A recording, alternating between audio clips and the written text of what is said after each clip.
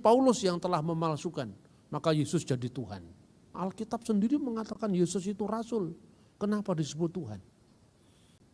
Salah satu polemikus tersohor di dunia ini namanya Zakir Naik.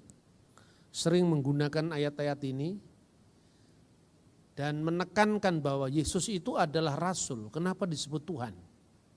Yesus itu adalah utusan biasa. Kenapa disebut anak Allah?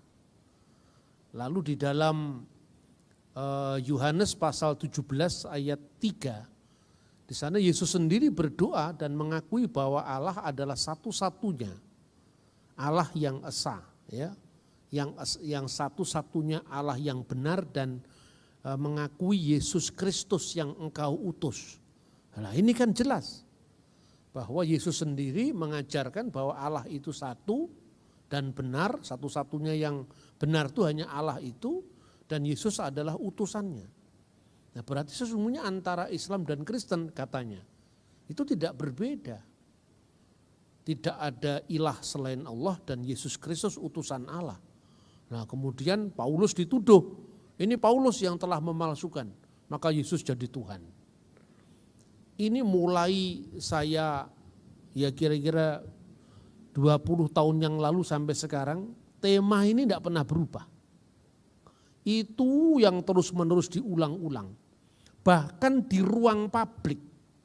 Artinya bukan hanya di masjid, di televisi-televisi, di berita-berita orang yang mu'alaf, ya, dan disaksikan di mana-mana. Alkitab sendiri mengatakan Yesus itu rasul.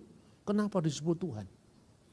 Nah, ketika iman Kristen tidak menjelaskan ini konteksnya apa, ya jemaat kita jadi bingung. Lalu jadilah orang Kristen itu menjadi bulan-bulanan kritik, sementara kita tidak pernah menjelaskan itu di gereja kita. Kenapa? Ya karena gereja ini kan mewarisi sejarah konflik sebetulnya. Ketika orang Protestan mencari salah-salahnya Katolik, sesama Kristen mencari salahnya gereja-gereja lain. Akibatnya agenda kita untuk menyampaikan kabar baik ini keluar, terhenti. Itu yang pertama. Yang kedua, karena seringnya kita ini berada di zona nyaman, kita tidak tahu bagaimana kita menjelaskan ini kepada orang lain dalam bahasa yang mereka pahami. Nah, inilah kira-kira pergumulan pelayanan saya selama lebih dari 20 tahun ini.